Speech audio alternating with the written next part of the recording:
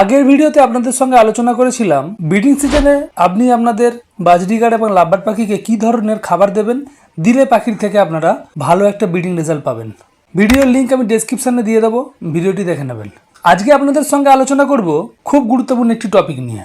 বর্ষাকালে কি বাজরিগার এবং লাভবার্ড পাখিকে দিয়ে ব্রিডিং করানো যায়, পুরো বিস্তারিত আলোচনা থাকবে। ভিডিওটিকে স্কিপ করবেন না, পুরো ভিডিওটির সঙ্গে থাকবেন।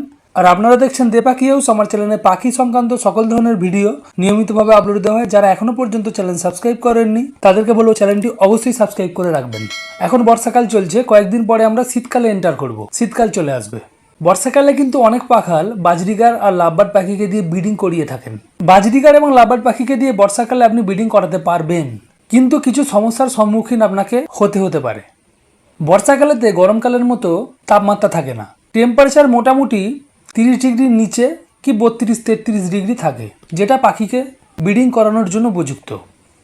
কিন্তু বর্ষাকালে সবথেকে বড় যে সমস্যাটি হচ্ছে সেটা হচ্ছে বাতাসের আপেক্ষিক আর্দ্রতা বেশি থাকে বর্ষাকালে, যেটাকে আমরা হিউমিডিটি বলি। হিউমিডিটি বেশি থাকার জন্য, বাতাসে জলীয় বাষ্প বেশি থাকার জন্য সহজে কি হয়, ডিম নষ্ট হয়ে যায়। এই ডিম নষ্ট হয়ে যাওয়ার জন্যই অনেক পাখাল বন্ধু আবার এই বর্ষাকালেতে পাখিকে দিয়ে ব্রিডিং করান না। তারা 1-2 মাস ওয়েট করে গিয়ে আগস্টের আধাআধি থেকে পাখিদেরকে ব্রিডিংয়ে বসান, কারণ আগস্টের আধাআধিতে অতটা বর্ষা থাকে না। আস্তে আস্তে আমরা শীতে এন্টার করি, আগস্ট সেপ্টেম্বর অক্টোবর মাস থেকে মোটামুটিভাবে ঠান্ডা চলে আসে। তো এই জন্য জুন জুলাই মাসে অর্থাৎ বর্ষাকালেতে ভারত এবং বাংলাদেশের আবহাওয়া অনুযায়ী অনেক পাখাল বন্ধু এই বর্ষাকালেতে পাখিদেরকে ব্রিডিংয়ে না বসিয়ে একেবারে গিয়ে আগস্টের আধাআধিতে পাখিদেরকে ব্রিডিংয়ে বসান। এই বাতাসে আপেক্ষিক আর্দ্রতা বেশি থাকার জন্য কি হয়, ডিম যেমন নষ্ট হয় তেমন পাখিদেরকে দেওয়া খাবারগুলোও কিন্তু খুব তাড়াতাড়ির মধ্যে নষ্ট হয়ে যায়।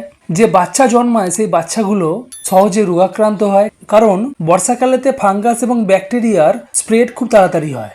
ধরুন আপনি বর্ষাকালে পাখিকে ব্রিডিংয়ে দিলেন, বর্ষাকালে পাখির থেকে আপনি ডিম পেলেন, কিন্তু ডিম ফুটে বাচ্চা বের হওয়ার রেশিও কম এলো, অর্থাৎ আপনার বাজরিগার পাখি আপনার 7খানা ডিম পারলো, 7টা থেকে 3টে বাচ্চা ফুটলো, 3টে বাচ্চার মধ্যে আবার একটা বাচ্চা মারা গেল, 2টো বাচ্চা বাঁচলো। তো এইভাবে যদি আপনি ব্রিডিং করান তাতে আপনার কোনো প্রফিট নেই। সেই জায়গায় যদি আপনি 2 দিন ওয়েট করেন, ওয়েট করে গিয়ে আপনি আগস্টের আধাআধি থেকে বক্স বাহারি লাগান, তাহলে কি হবে, বাতাসের আপেক্ষিক আর্দ্রতা এই বর্ষাকালের মতো তখন থাকবে না, হিউমিডিটি তখন এত বেশি হবে না বর্ষাকালের মতো। তখন হিউমিডিটি মোটামুটি আন্ডার কন্ট্রোল থাকবে, সহজে ডিম নষ্ট হবে না, পাখি সহজে অসুস্থ হবে না, পাখির খাবার সহজে নষ্ট হবে না, স্যাঁতস্যাঁতে পরিবেশ থাকবে না।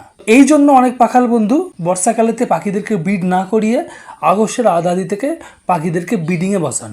কিন্তু আপনি যদি মনে করেন বর্ষাকালে আপনি পাখিকে ব্রিডে দেবেন, দিতে পারেন।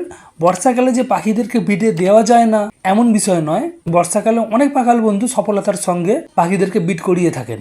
কিন্তু যেটা একেবারে প্র্যাকটিক্যাল জিনিস সেটাই আপনাদের কাছে আমি শেয়ার করলাম। আপনি বর্ষাকালে পাখিদেরকে ব্রিডে বসাতে পারেন, কতটা রেজাল্ট আসবে পুরোপুরি আপনার কপালের উপর নির্ভর।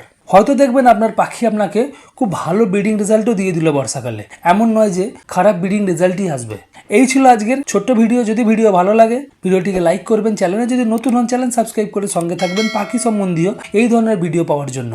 কোনো বিষয় নিয়ে যদি ভিডিও চান অবশ্যই কমেন্ট করবেন, পরবর্তী ভিডিও আপনার কমেন্টের ভিত্তিতে আমি বানাবো। আজকের মতো বিদায় নিচ্ছি, পরবর্তী দিনে আবারও দেখা হবে। ধন্যবাদ।